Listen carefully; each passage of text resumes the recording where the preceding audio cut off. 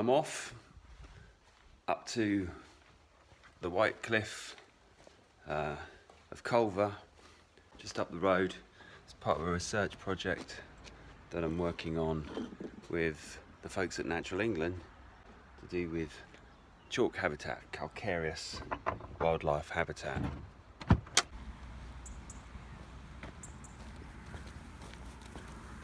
There's a studio in the background.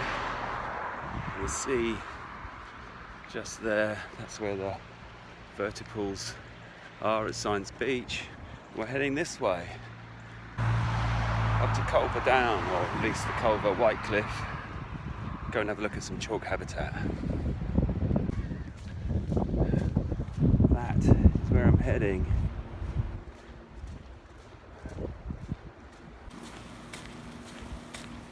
So what you're looking at here is quite interesting, I think, because we can see chalk downland habitat with all its plants and wildlife, and then as the cliff is carved away by the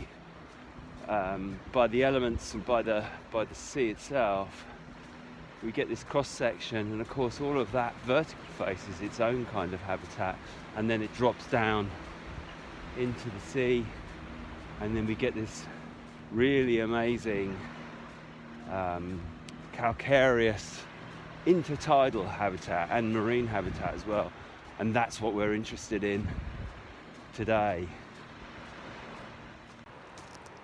This is a place of absolute inspiration for articology because, you know, when you look at the patterns, texture and form that are the principles really of articology in terms of, you know, what we make, engineering, etc., and you just look at these cliff faces and see these amazing vertical runs and carved out kind of fluted things that are up there. These are all patterns and forms that we see in our work.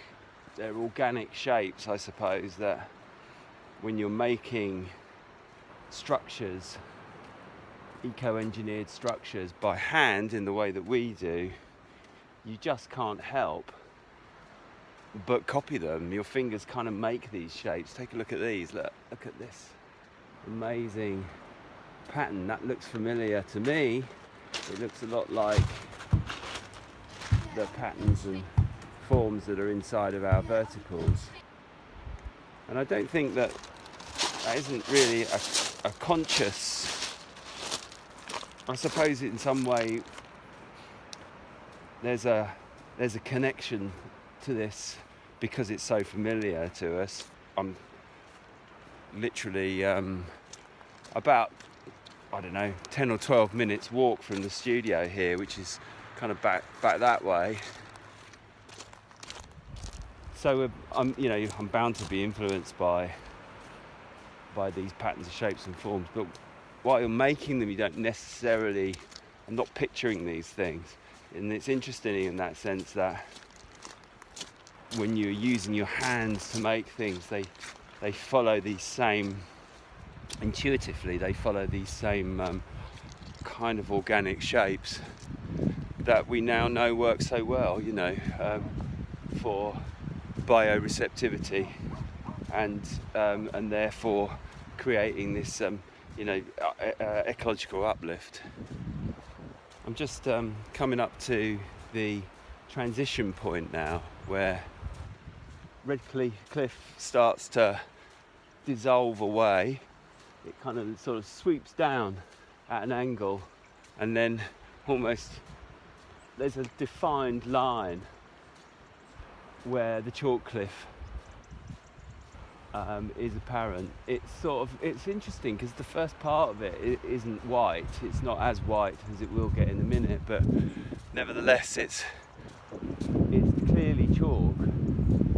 But it looks like it's almost stained by the Red Cliff sandstone sediments, and then it just changes completely as it goes this way into this incredible chalky landscape with a chalky intertidal zone to match. Because what you see here on these rocks down here are these bright white spots kind of all over the place, and these are limpet scars, presumably where the limpets haven't returned to their scars. So the limpets make these spots. If you look at this one here, you can see that it's, you know, it's not just on the surface, it's kind of bedded in to the chalk rock. Same with this one here. You can see that it's bedded in, but you get these here, and this is where limpets have been but haven't returned to them, and I wonder why that is, why they haven't come back, or are they on their way back? I mean, this one here, for instance, looks as though it might actually be on its way back to its scar. Perhaps, I'm not sure. That one's bedded right in. And there's a lovely little pool on the top. You know, this is the kind of thing that through this project we might expect to make